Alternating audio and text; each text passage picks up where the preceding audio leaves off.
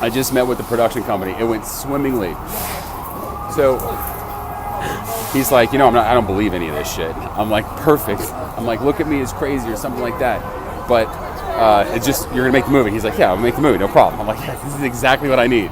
He has no clue the amount of belief that I have in God and this theory, which will turn out to be fact, and no one will believe it until everyone deals with it at the same time. In the meantime, I get to walk throughout the streets in New York, from the PATH train back up to the Upper East Side, and I'm just like glowing right now, because normally someone would be like, oh, he didn't believe me, like, oh my gosh, like, blah, blah, blah. But I know this is an all or nothing deal. This either changes the world or it fails miserably. And I'm nuts, but I know, because it's all about my belief in God, that this thing will work.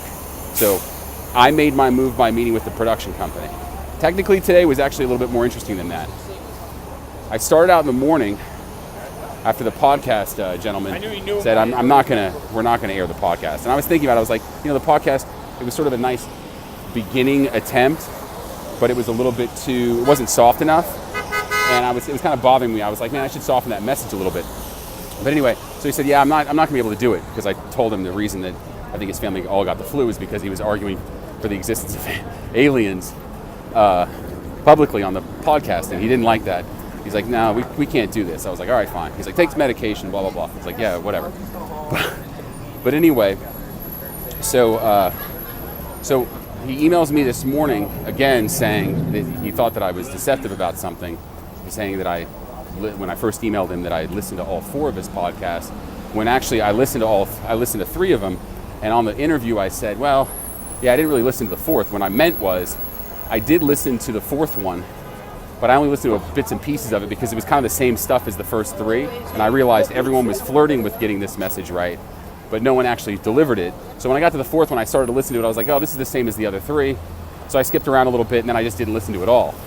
So I explained that to him. I was like, well, when I said I listened to all 4 of them, I did technically, and I listened to the 4th a little bit of it, but not all of it. And on the podcast, when I said I didn't listen to it, I meant I didn't listen to all of it. He's like, oh, okay. But it bothered him when he woke up this morning enough to email me. My point is that about an hour before I went to meet with the production company for the final cut, the 3rd and final cut of this movie, I looked at the headline at CNN, and the front page said, earthquake 7.0 hits Anchorage, like 5 miles away. It's a really bad earthquake. And anyway, so I pushed with the podcast last night and this morning. God then delivers the earthquake, okay, to get probably that guy's attention, because my whole thing is natural disaster is going to be devastating to humanity.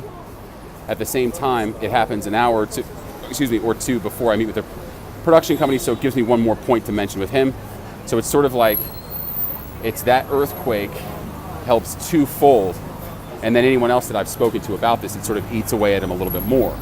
And I know it went me moving forward, my piece, like in a game of chess, with the podcast, God responds with the earthquake, then I respond with the meeting, and now it's his turn to do something else, which is, I think, having the production company agree to make this final cut, thinking it's no big deal, and yeah, we continue the game of chess. So it all comes down to whether or not this goes viral by the 19th of January. So just wanted to update you guys as I walk here. You can't believe how much fun this is. My point in telling you all this stuff is you always have to move forward. You can't sort of let someone's hesitation or doubt slow you down, no matter what. It doesn't matter who it is. It could be friend, family, ex-college roommate, podcast dude, whatever. Always forward, because he knows where your mind's at. Is it snow or rain? Anyway.